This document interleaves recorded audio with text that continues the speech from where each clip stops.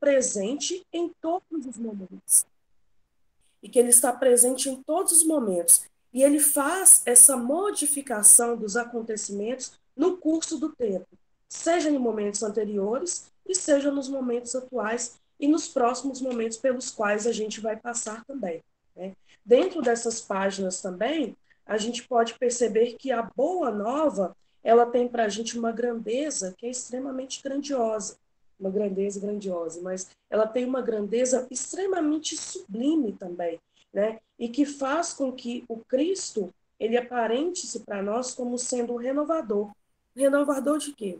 Renovador das nossas vidas, o renovador das nossas atitudes. Porque a partir do momento que a gente compreende aquilo que o Cristo trouxe para a gente, nós começamos a mudar as nossas chaves, começamos a mudar os nossos pensamentos, para que dessa forma a gente possa se aprimorar cada vez mais, a gente possa aprender e ensinar também.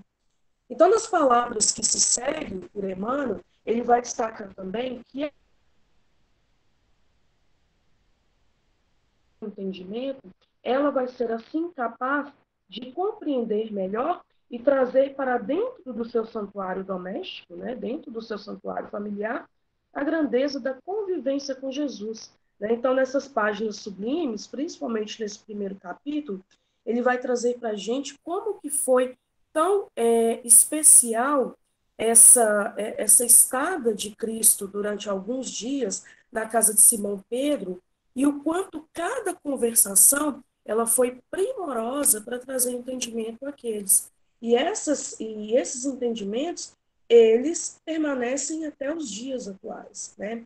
Então, adentrando ao lar físico, né, que é a nossa casa, nós temos o coração da terra, né? E a partir desse momento, quando a gente deixa o Cristo adentrar na nossa casa, a gente torna o nosso coração, a gente torna o nosso lar um lugar mais fértil, né? Fértil justamente por quê? Para quê? Para que a gente possa deixar brotar ou deixar florescer os frutos que advêm do conhecimento. E esses frutos que advêm do conhecimento é o amor, são as nossas virtudes, as mais belas virtudes que por muitas vezes ainda permanecem guardadas, ainda permanecem latentes, né? Até no momento em que a gente se desperte para essa necessidade da prática diária das nossas melhores características. E mesmo com o passar do tempo, como eu falei anteriormente, né, o Cristo ele continua a falar para todos nós. E ele fala para todos nós de uma maneira muito íntima, muito particular, e a cada um toca de uma maneira diferente. Mas o importante é que o Cristo continua a nos tocar, a tocar os nossos corações. E ele vai desta maneira incentivando a nós, a todos nós, para que a gente trabalhe na sua seara, visto que nós somos trabalhadores, né? Nós não viemos aqui pelo mero acaso, todos que estão aqui têm uma missão sagrada, uma missão sublime, e essa missão sublime ela vai ser praticada e ela vai ser colocada em grande importância e grande destaque da nossa vida, assim que a gente perceber o quanto nós somos importantes dentro dessa construção de uma terra mais amena, de uma energia mais favorável a todos nós. Pode passar, Pedro.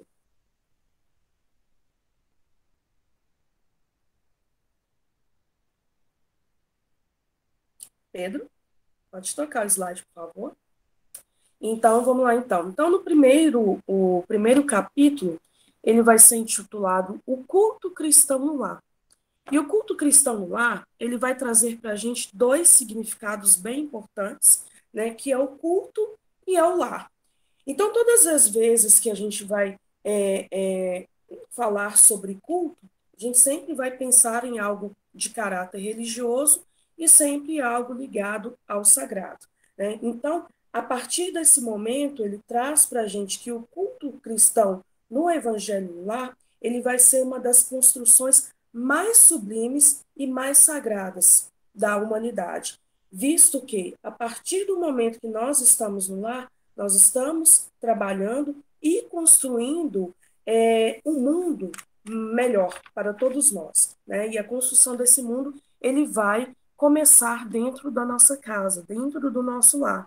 E aí, no contexto religioso, o que, que vem trazer para a gente a ideia do culto, né? Então, aí a gente tem o significado, né, que na verdade vai ser uma homenagem, e essa homenagem ela tem um caráter religioso e ela vai considerar dois aspectos importantes, que é o divino e que é o sagrado. Então, mas dentro do contexto religioso, o que, que a palavra culto ele veio trazer para a gente? Então, ele vai se constituir como sendo um conjunto de atitudes, e esse conjunto de atitudes, eles são conjuntos de atitudes retos, né? De acordo com a moral cristã, né? E eles são ritos também pelos quais alguns fiéis, eles adoram ou veneram uma divindade. Lá na questão, na terceira parte do livro dos Espíritos, do qual ele trata a respeito das leis morais, né? E dentro das leis morais, a gente tem a lei da adoração. Na questão 649, Kardec ele vem abordar o seguinte tema, a respeito da adoração, né? E ele vai perguntar à espiritualidade, em que consiste a adoração? Para nosso entendimento, né, é quando a gente adora ou quando a gente considera algo divino e algo sagrado. E a espiritualidade superior, ela vai trazer para a gente o seguinte, que na elevação do pensamento a Deus, pela adoração, o homem aproxima sua alma de Deus. Então, a partir desse momento que a gente se prostra perante a Deus, a gente vai praticar a nossa humildade, né? E a humildade é uma aquisição ao longo de todo o tempo, a gente não consegue ela de uma hora para outra, tá? Então é uma aquisição ao longo de várias e várias encarnações. E aí a gente aproxima a nossa alma, a gente aproxima o nosso íntimo de Deus. É a mesma coisa que geralmente quando a gente faz uma adoração, a gente faz uma prece. E lá no livro dos Espíritos, no capítulo 28 e também no capítulo 27, que ele vai tratar a respeito das preces, da importância da prece, ele veio trazer para a gente que a prece ela vai aproximar nós à espiritualidade superior. Ela vai nos aproximar de Deus. Então, essa adoração, na próxima questão, que se eu não me engano, eu acho que é na próxima questão mesmo, na 650, ele veio falar que a adoração ele é um sentimento inato, portanto, ele nasce conosco. Né? Assim como, por exemplo, o cuidado com o corpo, ele é um sentimento inato, ele nasce em todos nós, essa questão da adoração também nasce com todos nós, né? Justamente por quê? Porque nós temos a consciência, nós somos seres pensantes.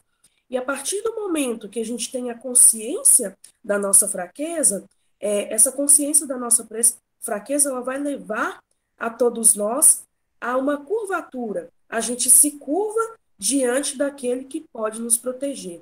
Então, a gente vai se curvar mediante a Deus. A gente vai se curvar a Deus, demonstrando a nossa fraqueza e também a nossa humildade. E a segunda palavra, que ela tem uma importância muito grande nesse estudo para a gente, nesse título para a gente, é o lar. Né? Então, o lar ele pode ser percebido sobre duas formas. Né? Então, a gente tem o lar e a casa. Né? E muitas das vezes a gente confunde, né? A gente até chega a confundir um significado com o outro.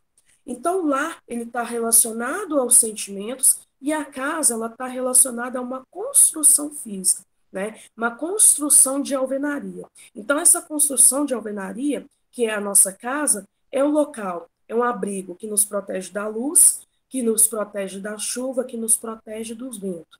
Ele tem essas quatro paredes e essas quatro paredes elas vão fornecer aquilo que a gente precisa para ficar confortável. Agora, quando a gente fala do lar, aqui no significado, ele está falando que é a casa de habitação, um domicílio familiar. Mas aí, em forma especial, como que a gente vai tratar a questão do lar? A questão do lar, ele vai definir-se assim como casa, mas também essa casa, quando está relacionado a assuntos da convivência. como que a gente convive com o outro. Então, o lar, ele é uma construção de valores, uma construção de sentimentos. A casa é uma construção física e o lar é uma construção de valores e sentimentos. E muitas das vezes a gente confunde, a gente faz a confusão entre esses dois termos, né? Então, o lar, ele não vai se restringir a uma construção de alvenaria, como é a casa, mas antes disso, ele se mostra como sendo a instalação ou a edificação que ele vai fazer, que ele vai alicerçar o quê? O amor fraterno, que é dentro do nosso lar que a gente vai construir as nossas relações com o outro, a gente vai construir as nossas relações com aqueles que foram colocados no mesmo local em que a gente, né? Então ele vai representar também, além disso tudo, dessa construção do amor, ele vai representar um ponto de encontro.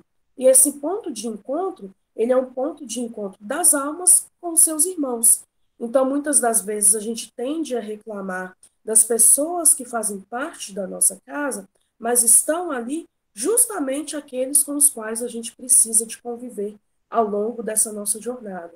Então, são pessoas que são ligadas a nós por meio de reencarnações passadas, né? Sejam para que a gente possa resolver questões mais sérias, ou seja, para que a gente possa ter a oportunidade de vivenciar questões mais brandas, mas são extremamente necessárias, né? Então, quando Cristo é colocado no lar, ele vai sempre fazer a dignificação, ou seja, ele vai sempre dignificar esse lar. Então, lembrando que o lar é uma construção de sentimentos, uma construção de pensamentos, e a gente vai, querendo ou não, chegar a um ponto em comum, é que a gente possa fazer com que esse lar ele seja o acolhimento para todas as almas que estão em sofrimento. Bem, pode passar, Pedro, por favor. Então, aqui eu trouxe três imagens que ele representa muito bem, tanto o livro quanto esse primeiro capítulo, né? Então, a gente tem a primeira imagem, o nosso mestre, querido e amado mestre Jesus. Depois, a gente tem a Bíblia, né? E a Bíblia, ela se apresenta como sendo uma escritura sagrada, e ao seu lado, nós temos a casa, essa construção física, né? Então, Jesus, como sendo o nosso grande mestre, ele vai, ele vai adentrar ao nosso lar, né? E adentrando o nosso lar, ele vai modificar toda a atmosfera da nossa casa. A gente pode perceber isso quando a gente quando a gente inicia a realização do culto do evangelho no lar, né? Como a atmosfera da nossa casa, como os nossos pensamentos e os sentimentos, eles vão convergir para um único ponto, que é fazer esse estudo, essa prática do culto do evangelho, a fim de que a gente se melhore, né? Então, a partir do momento que a gente coloca esses três elementos, né, que é o Jesus Cristo, nosso mestre, o nosso lar, a nossa casa, construção física e construção de sentimentos, e o estudo, né, dos preceitos sagrados, né, dos ensinamentos sagrados, ele vai trazer para a gente, ele vai oportunizar as práticas diárias da vivência das nossas virtudes, né? Justamente por quê? Porque a gente vive em pé de guerra, principalmente dentro do nosso lar, né? Quem convive com uma, com duas ou três pessoas, a gente sabe o quanto é difícil conviver com nós e conviver com o outro também, né? Então, a partir do momento que a gente traz o Cristo para nossa casa, a gente faz com que a gente possibilite vivenciar essas nossas virtudes, que muitas das vezes elas se encontram escondidas. Então, as escrituras sagradas, elas trazem para a gente uma oportunidade de conhecer aquilo que foi escrito anteriormente, mas que ele não tem o seu sentido modificado. O que vai se modificar é a interpretação em relação a ele, né? E ele faz com que, a partir do momento que a gente entende, que a gente interpreta, a gente começa a praticar, né? É a mesma coisa de quando a gente pega uma receita dentro da nossa casa, né? A gente vai pegar uma receita, por exemplo, de um pudim, né? Então a gente tem tudo ali, a gente tem todos os ingredientes, a gente vai lá, faz todas as misturas, coloca no forno e depois a gente tira. Mas para que a gente possa chegar ao nosso objetivo, né, que é ter aquela sobremesa, ter aquele doce, Primeiramente, a gente tem que ter o conhecimento daquilo que a gente precisa, depois a gente vai para a prática. E assim, a prática, a gente pode comprovar que realmente houve uma modificação, que realmente houve um conhecimento através daquele pequeno ato, daquele pequeno gesto que a gente realizou, né? E o lar, ele vai possibilitar a nós as vivências, as nossas convivências em famílias. E aí Jesus, ele vai reunir dentro desses dois aspectos, né, que é o lar e que é a escritura sagrada, ele vai reunir elementos e esses elementos, eles vão nos auxiliar para que a gente possa alcançar o progresso. E lembrando também, no livro dos Espíritos, na terceira parte das leis morais, a lei do progresso é uma das leis que vão reger todos esses preceitos aí, né? Porque a tendência de nós é que a gente se melhore cada vez mais. E aí, no capítulo 1 do Evangelho segundo o Espiritismo, só para a gente deixar bem claro, ele veio falar o seguinte: eu não vim destruir a lei, mas dar-lhes cumprimento. Pois em verdade eu vos digo que os céus e a terra não passarão até que o último jota, o último iota seja cumprido.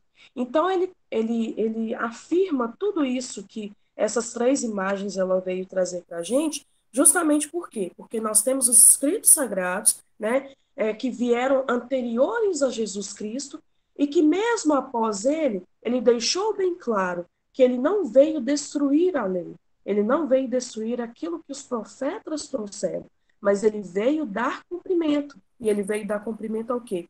Às escrituras sagradas. Ele veio dar cumprimento às palavras de Deus, às leis divinas, né? E a partir desse momento que Cristo ele veio trazer para a gente esse entendimento e essa necessidade de dar continuidade, ou seja, de dar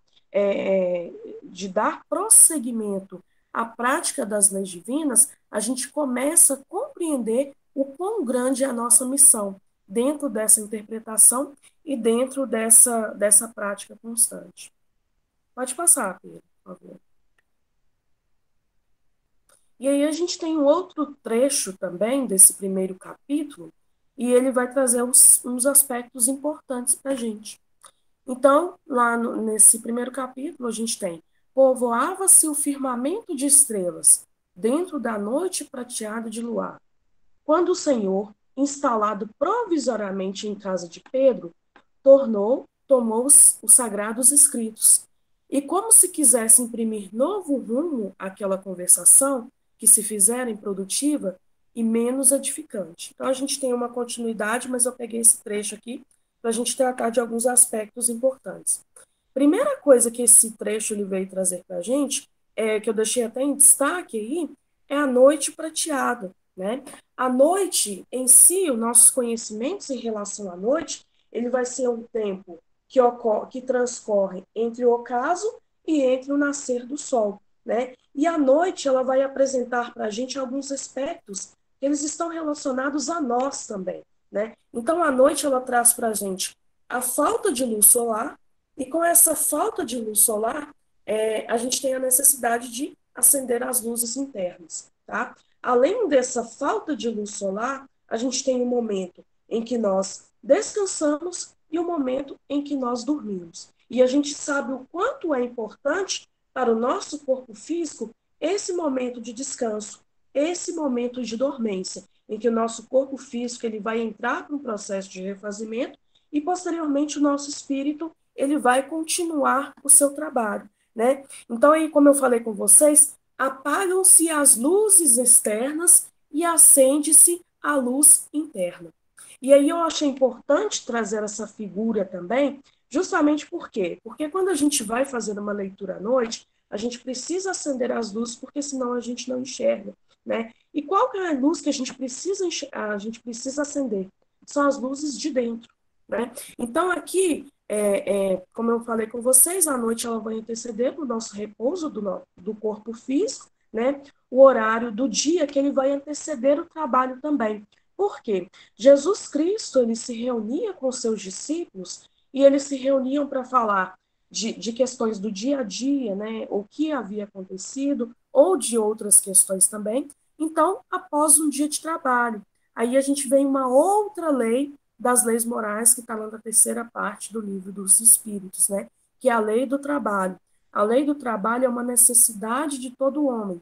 Se a gente trabalha, a gente cansa. Se a gente cansa, a gente precisa de descanso. Então a gente retorna para nossa casa, a gente tem o repouso, a gente tem o descanso do corpo físico, né? E aí também, além do momento em que a gente chega ao nosso lar, né, depois de um dia de trabalho, é também um momento de reunião com os nossos familiares, com aqueles que estão conosco. Então, a gente chegou da rua, a gente chega na nossa casa, a gente reúne com os nossos familiares. Né? E um dos outros aspectos importantes que vem sido trazidos ao longo desse capítulo também, é que Jesus ele veio tomar essas escrituras sagradas, né? Ele tomou essas escrituras sagradas. Por quê?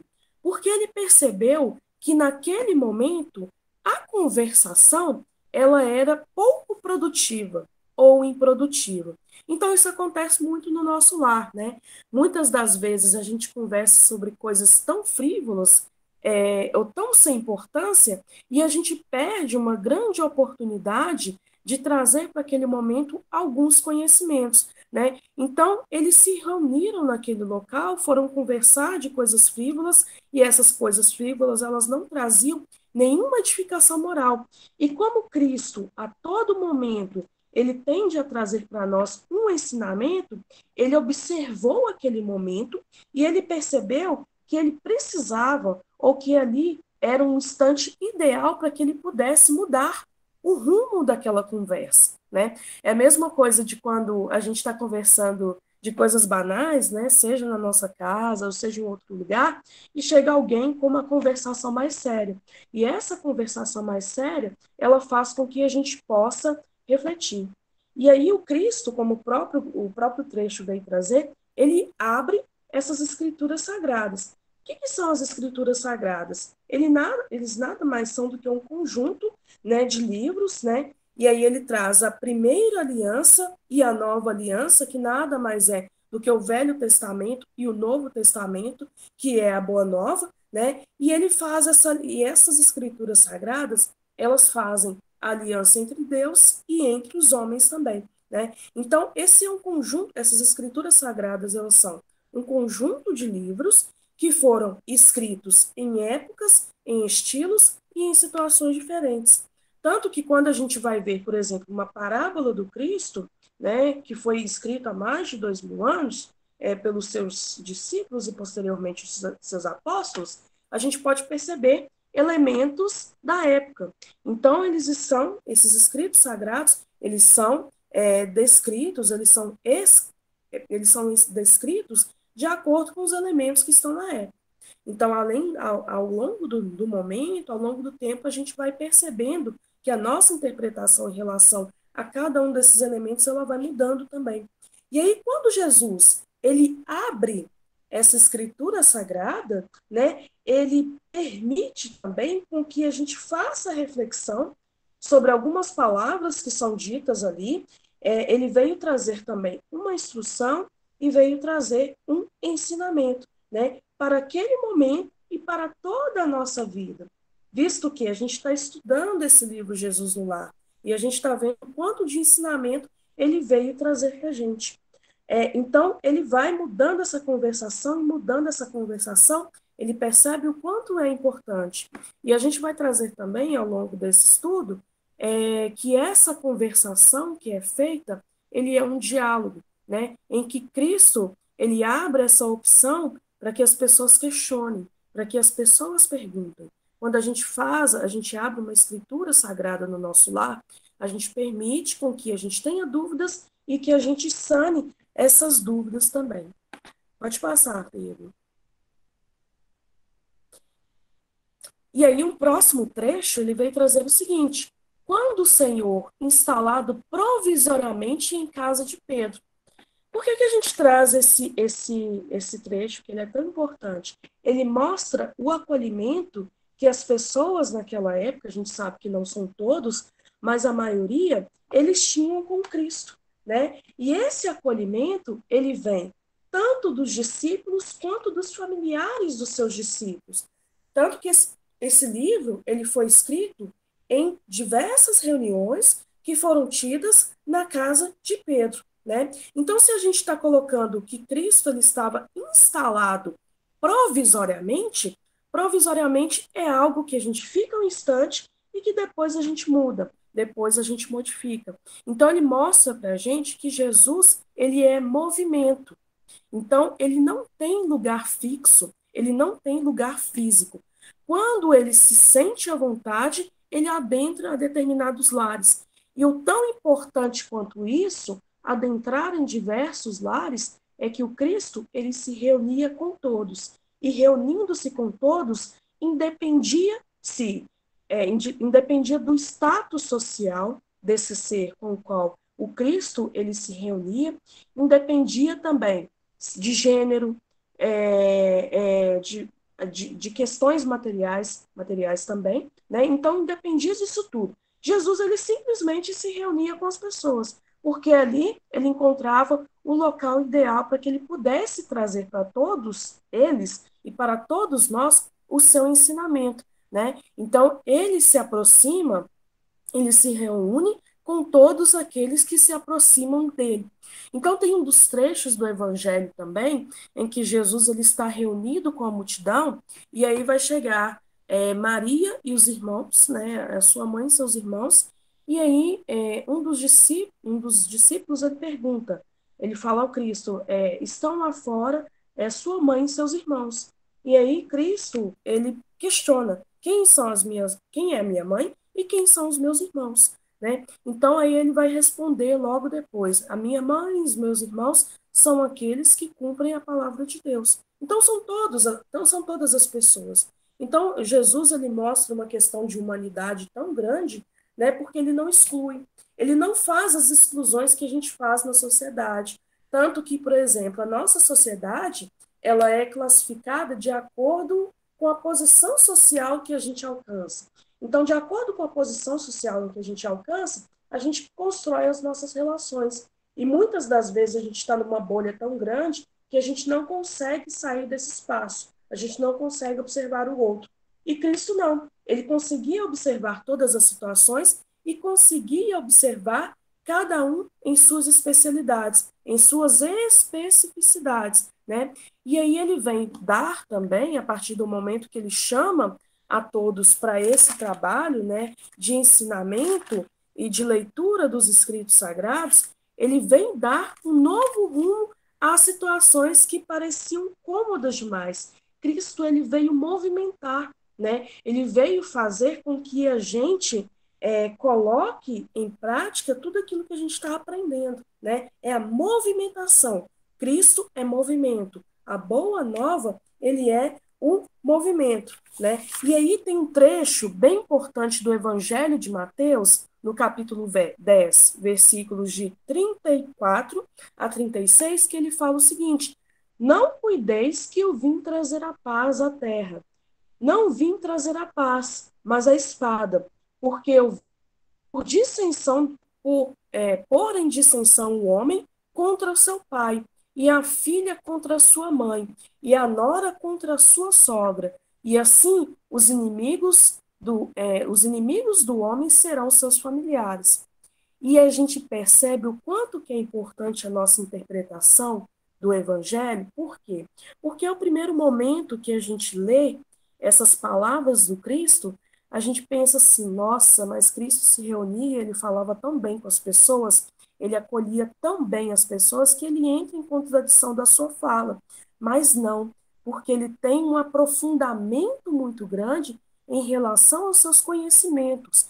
Tanto que nós demoramos vários e vários anos para fazer um estudo de um determinado livro, porque o estudo desse determinado livro ele vem trazer um teor tão aprofundado que só com a madureza de sentimentos, de pensamentos, a gente consegue entender e compreender. Então, o que, que o Cristo ele veio trazer com essa passagem de Mateus?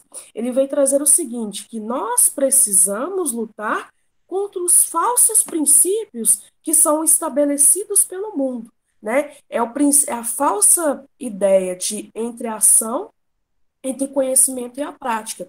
Tanto que a gente observa em algumas profissões, né, que temos pessoas que têm muito conhecimento, só que quando vai para a prática ou para a ética, ele não coloca aqueles conhecimentos em prática, né? Ele não coloca os seus conhecimentos a serviço. Então é importante isso, que a gente tem que cuidar dessa questão da falsidade que o mundo prega, né, daquele comodismo ou daquela questão relacionada se me faz bem, tá tudo ótimo, mesmo que esteja fora da moral e fora da ética. Então ele traz para a gente essa reflexão.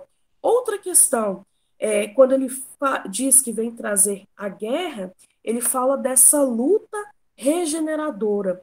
O quanto nós sofremos ao passar por uma modificação íntima, né? Quando a gente deixa de lado, ou quando a gente vai diminuindo as nossas imperfeições, o quanto isso é difícil, o quanto de tempo isso é necessário para que a gente possa levar a uma verdadeira mudança, né? E a espada, como está sendo trazida aí, na verdade, ela é uma espada que é simbólica, né? É a espada do conhecimento interior, do conhecimento que traz para a gente uma oportunidade da revelação divina.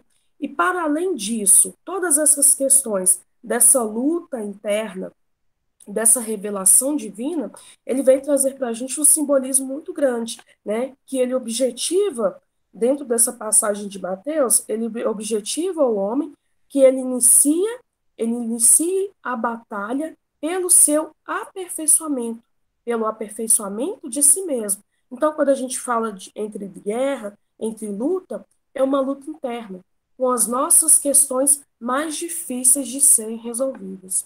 Pode passar, Pedro.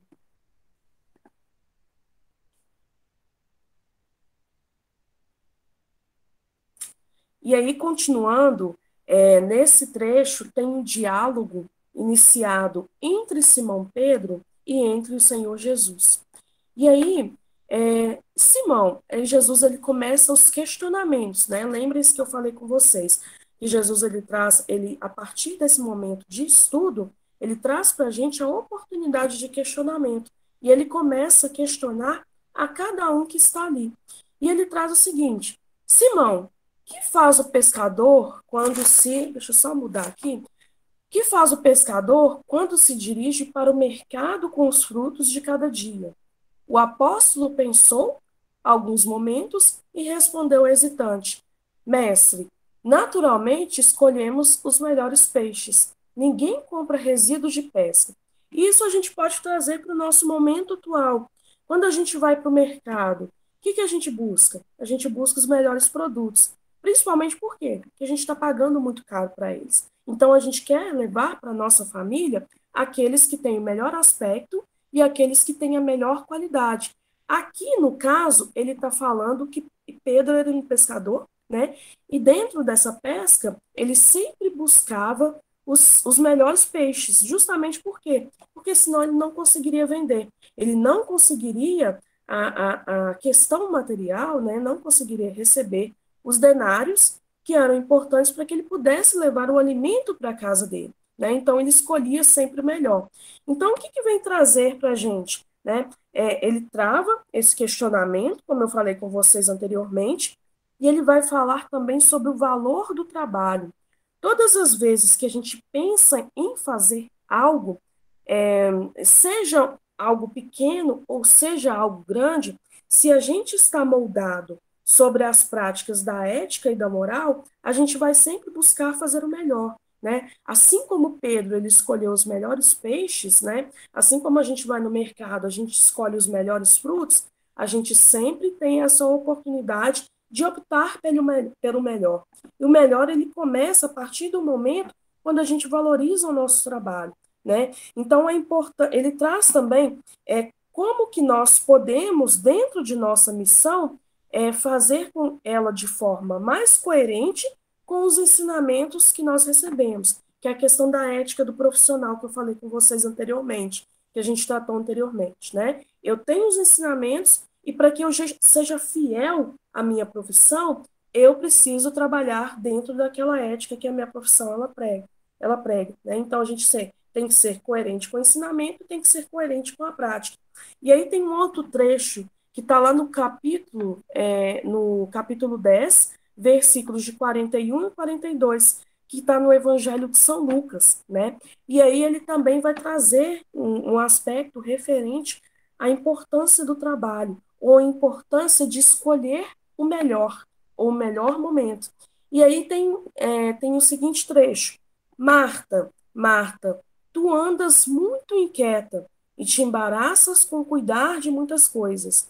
Entretanto, só uma coisa é necessária. Maria escolheu a melhor parte, que lhe não será tirada.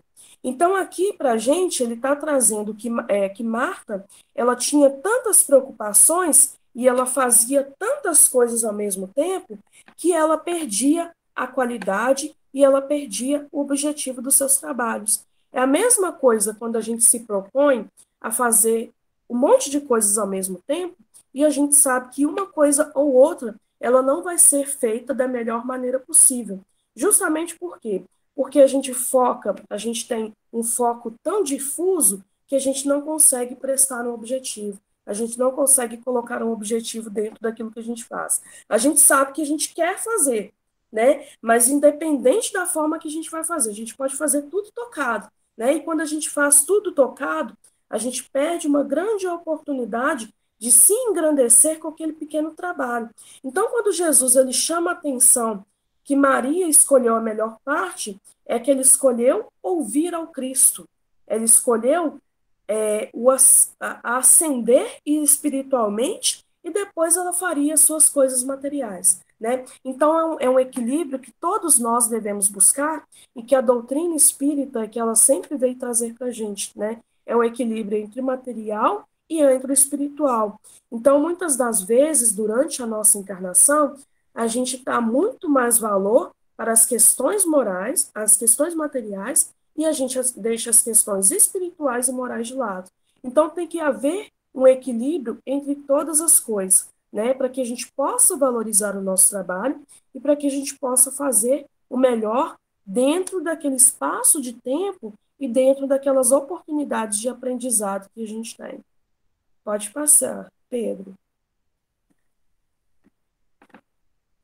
E em outro trecho que ele veio trazer para a gente, é o seguinte: o berço doméstico é a primeira escola e o primeiro templo da alma. Né? Então, quando a gente fala de primeiro, ele vai falar do acolhimento dos espíritos que voltam à vida. Né? Então, o nosso lar, a nossa casa, eles vão receber aqueles espíritos que voltam à vida. Assim como a gente nasceu, a gente foi recebido por uma família e essa família ela constituiu lá. Né? Então, o que vem a ser o berço? O berço nada mais é do que aquela pequena cama, e essa cama ela vai servir para a gente como uma forma de imprimir movimento, imprimir embalo, e também ele está relacionado à primeira infância daquela criança. O berço ele veio trazer o aconchego para aquela criança, para que ela consiga dormir da melhor forma possível, para que ela consiga ter aquele sono físico mais prazeroso. Né? Então, o berço ele veio trazer essa ideia de acolhimento. E logo depois tem também a escola, né? A oportunidade da escola. Então, o que ele veio trazer para a gente? A escola em si, ele se apresenta como sendo um estabelecimento público ou privado e destinado ao ensino coletivo. Então, na escola estão reunidos diversas pessoas, diversos indivíduos. E esses indivíduos eles têm características diferentes, mas eles são acolhidos por essa escola. É a mesma coisa do berço, né? É a mesma coisa do lar. Lá estão reunidos indivíduos diferentes, mas eles são acolhidos dentro daquele local. E aí também, em relação à escola, nós temos um conjunto de professores, alunos, funcionários que fazem parte desse contexto escolar. Né? Então, o que esse trecho está trazendo para a gente? Que o lar ele se apresenta como uma base da sociedade, uma base para a sociedade. E dentro dessa base da sociedade, nós temos que o quê? A escola, ele é, na verdade, o lar, ele é a escola das almas. Dentro desse lar, vão se reunir ali as melhores condições para que os indivíduos eles possam progredir. Tanto que eu falei com vocês que essas escolas, ou o nosso lar, eles recebem indivíduos diferentes, né? Então, eu não sou igual à minha mãe, a minha mãe não é igual ao meu pai não é igual à minha irmã. Então, são indivíduos de condições diferentes. E dentro dessas condições diferentes, cada um tem as possibilidades de agregar conhecimento. E agregando esse conhecimento, a gente vai auxiliar uns aos outros para que a gente possa progredir juntos. Mas não necessariamente que o progresso ele vai ser igual para todo mundo, ao mesmo tempo. Justamente por quê? Porque somos seres diferentes. Então, nós alcançamos o progresso de maneira diferenciada. Né? Então, esse berço, essa escola, ela veio trazer para a gente a oportunidade do aprendizado, a oportunidade do conhecimento e da prática desse conhecimento. Pode passar, Pedro. E dentro desse lar, nós construímos o quê? A paz, né? A paz do mundo, ela vai começar sob as telhas, sobre as telhas que aqui nos acolhe, ou seja, sobre o nosso lar. Quem nos acolhe é justamente o nosso lar físico e que é a nossa casa, e depois a construção de sentimentos que é o nosso lar espiritual. Se não aprendemos a viver em paz entre quatro paredes, como aguardar a harmonia das nações? Por que esse trecho é tão importante? Que ele traz para a gente a infinita importância do nosso lar dentro das construções sociais. É porque é dentro da nossa casa que nós vamos aprender a conviver com os nossos. E a gente sabe o quanto que é difícil conviver com os nossos. Então é por isso que o lar ele tem essa grande importância. Justamente por quê? Porque ali a gente vai aparando as nossas arestas. Ali é a oportunidade da gente se mostrar sem máscaras, porque nós aprendemos a lidar com as nossas fraquezas, com as nossas questões mais intimamente pesadas, porque nós estamos entre espíritos muito íntimos. E Emmanuel ele veio trazer para a gente em uma lição o seguinte, que a paz ele é um estado íntimo, conquistado a preço de disciplina e esforço máximo, dever cumprido, tolerância, calma e amor ao próximo. Como que a gente consegue aprender isso? É dentro da nossa casa. Então, a nossa casa é o organismo social, né? É a base do organismo social. Tem no livro Os Mensageiros, que ele fala sobre os indivíduos, sobre cada um de nós, e ele fala o seguinte, eu acho que, se eu não me engano, é no capítulo que trata sobre instruções, capítulo 5. E ele fala o seguinte, que o indivíduo é a célula do organismo social. Então, se a gente pensar no organismo, a gente pensa no nosso corpo. O nosso corpo ele é construído através de células. Então, o nosso lar, o planeta Terra, ele sendo esse organismo social, cada um de nós é importante porque somos células e vamos construir esse nosso lar terreno, esse nosso planeta Terra. E essa construção, ela é ao longo do tempo, né? Aí, como Emmanuel vem dizer, ele é conquistado a preço de disciplina. E lá no livro, deixa eu ver aqui, Palavras de Vida Eterna, no capítulo 108, que Emmanuel fala paz em casa, porque paz é uma construção do nosso lar, ele fala o seguinte, lá no finalzinho, há quem diga que o lar é o ponto de desabafo, o lugar em que a pessoa se desoprime. Reconhecemos que sim, entretanto, isso não é razão para que ele se torne praça onde a criatura se animaliza, né? Que é onde a gente coloca toda a nossa raiva, todo o nosso ódio em potencialidade. Pacifiquemos nossa área individual, para que a área dos outros se pacifique. Ou seja, a construção da paz, ela começa intimamente, para que essa paz ela percorra todo o ambiente em que nós estamos. Todos anelamos a paz no mundo. No entanto, é imperioso não se esquecer que a paz no mundo ele parte de nós. Então, da mesma forma que a gente prega essa paz no mundo, essa paz ela deve ser construída a partir de cada um de nós. Pode passar, Pedro. E dentro desse contexto, né, que a gente traz essa necessidade de não viver sozinho, nós temos lá também falando a respeito da terceira parte do Livro dos Espíritos, sobre a lei da sociedade. Na questão 768, se a gente convive dentro do nosso lar, é porque a gente precisa dessa convivência para aprender a conviver em sociedade.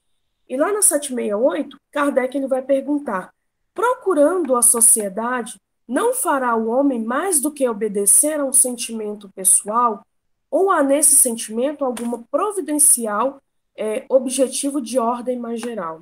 E aí a espiritualidade ela vem nos responder: o homem tem que progredir.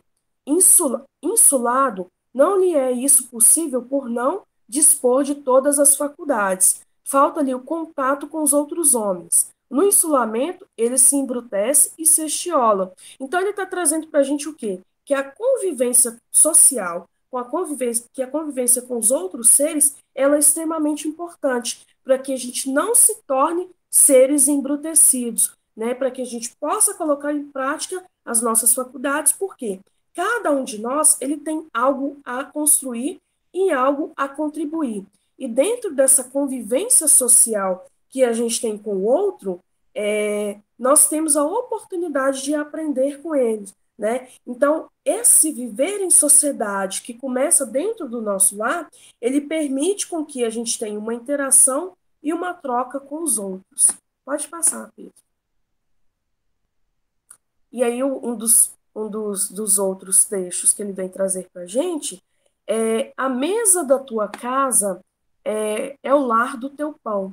Nela recebes do Senhor o alimento para cada dia, né? Então, o que vem trazer para a gente essa palavra mesa, né? Mesa, na verdade, nada mais é do que o local em que os indivíduos se reúnem para alimentação ou para conversação, né? E o que esse trecho e essa alimentação, ela veio trazer para a gente o alimento de cada dia que é trazido para o nosso lar através do nosso trabalho diário, né? Então, qual que é a função do alimento dentro do nosso corpo? Primeiramente, realizar o metabolismo, né, que é o funcionamento das nossas células. Depois, ele veio ajudar na manutenção e no crescimento dos tecidos, e depois ele vai fornecer a energia que é necessária para o nosso corpo físico.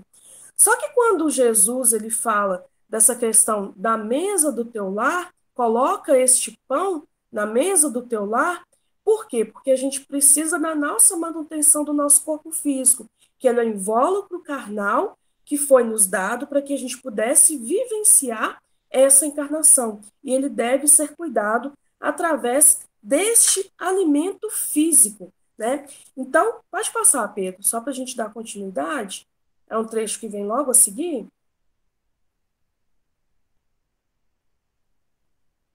E ele fala o seguinte, continuando: por que não instalar ao redor dela, que é a mesa, né, a sementeira da felicidade e da paz, na conversação e no pensamento? O Pai que nos dá o trigo para o celeiro, através do solo, envia-nos a luz através dos céus. Então, o que ele está trazendo para a gente aqui? O evangelho no lar, ele começa, o evangelho no nosso lar, ele é a base para a sociedade. Além do nosso pão físico que alimenta o nosso corpo, a boa nova, ele é o pão espiritual que alimenta o nosso espírito. Tanto que a gente falou, a gente tem que ter o equilíbrio entre o material e a gente tem que ter o equilíbrio entre o espiritual. E Jesus ele fala o seguinte: Jesus ele é o pão da vida, porque o pão de Deus é aquele que desce do céu e dá vida ao mundo. Disseram-lhe, pois, Senhor, dá-nos sempre deste pão. E Jesus disse: Eu sou o pão da vida, aquele que veio a mim não terá fome, e quem crê em mim nunca terá sede. Né? Então, o que ele está trazendo para a gente? Que o Cristo, através dos seus ensinamentos, através da sua moral, ele traz para a gente a prática da boa nova. Né? Ele é o alimento que alimenta o nosso corpo espiritual. Como ele deixou bem claro, nós temos o nosso alimento físico, mas nós também precisamos do elemento espiritual. Pode passar, Pedro.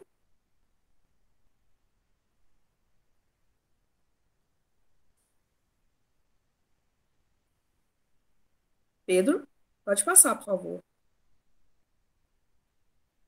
Em razão disso, o evangelho não foi iniciado sobre a multidão. Por que não foi iniciado sobre a multidão? Porque a gente precisa partir para o nosso íntimo, a nossa modificação íntima, mas sim o singelo domicílio dos pastores e dos animais. Então, a partir dessa primeira reunião, dessa primeira conversação edificante de Cristo na casa de Simão Pedro, foi realizado o primeiro culto cristão no lar. Então, esse culto cristão no lar, ele é uma prática necessária a todos os locais em que se lancem as raízes do cristianismo. É o que veio trazer para a gente o livro Luz no Lar. Né? Então, a partir desse momento, nós percebemos que há uma necessidade de aperfeiçoamento e uma necessidade de sublimação também. Somente depois da experiência evangélica no lar, ou seja, da prática do culto do evangelho no lar, o coração está realmente habilitado para distribuir o pão divino, que é da boa nova, junto da multidão. Então, comecemos no nosso lar essa prática da boa nova para que a gente possa transportá-lo para a sociedade. E para finalizar, pode passar para o último slide, Pedro?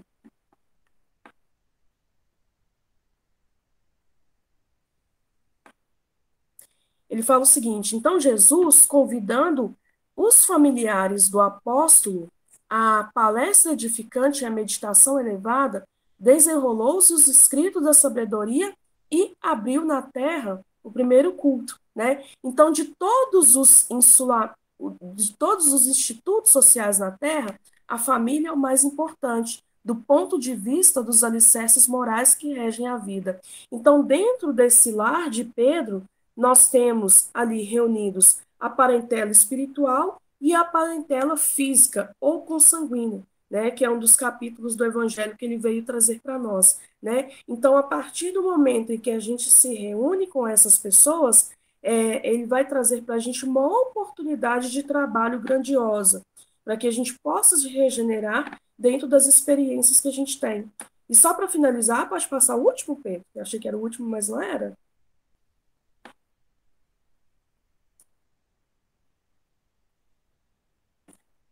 Ele vai dizer para a gente o seguinte: o culto do evangelho no lar aperfeiçoa o homem aperfeiçoa e ilumina a família iluminada melhora a comunidade melhorada eleva a nação. As palavras de Emmanuel. Então, para a gente, ele traz esse convite para que a gente possa praticar esse culto cristão no nosso lar, para que dessa forma a gente possa aprender a conviver com nós e construir essa paz intimamente.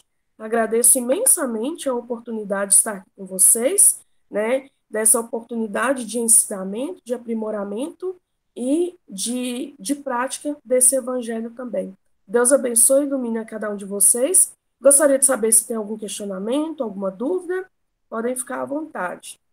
Se quiserem falar alguma coisa, darem suas opiniões. Ô, Raquel, eu queria só fazer uma colocação. Eu assisti uma palestra há um tempo atrás sobre esse culto no lar, esse livro, Jesus no Lar, que é um dos mais lindos que eu já li, fazendo culto no lar. Jesus convida, o palestrante disse que Jesus convida os apóstolos e as famílias dos apóstolos para ir na casa de Pedro, porque ele estava desentendendo muito com a sogra. Aí ele fala, vamos passar uma temporada lá, porque o Pedro está desentendendo muito com a sogra dele. Aí alguém perguntou, um dos discípulos perguntou, e o que vai fazer, mestre? Aí ele falou, nós todos vamos em oração. E aí surge, né, o primeiro culto no lar, que o objetivo é a harmonia, a paz no lar, né, os bons pensamentos, as boas atitudes. Mas eu achei super interessante, sabe? O Pedro desentendendo com a sogra e Jesus indo lá justamente fazer um culto no lar, que a gente sabe que o culto no lar modifica as energias, os pensamentos, né? Eu achei muito interessante isso. Aí eu queria fazer essa colocação. Obrigada. Eu que agradeço, uma ótima colocação, e a gente vai estudar isso no próximo, eu acho que é no próximo capítulo mesmo, né, sobre esses desentendimentos, e a gente sabe que o nosso lar é o local onde esses desentendimentos eles acontecem, e é justamente para quê? Para que a gente possa construir essa paz através dessa convivência com o próximo, através dessa convivência com o outro. Mais alguém? Ótimo, então agradeço as mensagens que foram recebidas aí, a gente vai aprendendo bastante e eu volto a palavra para a Vilma. Ok. Muito obrigada, Raquel, pela sua exposição de abertura desse livro. Foi muito gratificante. Agora nós vamos acalmar o nosso coração e agradecer ao Senhor Jesus o nosso encontro de hoje. Muito bom a explanação e muito bom enriquecer o nosso coração com tantas mensagens edificantes. Sabemos que todos nós necessitamos do amparo do Senhor, tanto na nossa vida pessoal, quanto na nossa vida profissional e no nosso lar. Agradeço a todos pela participação e que o Senhor possa abençoar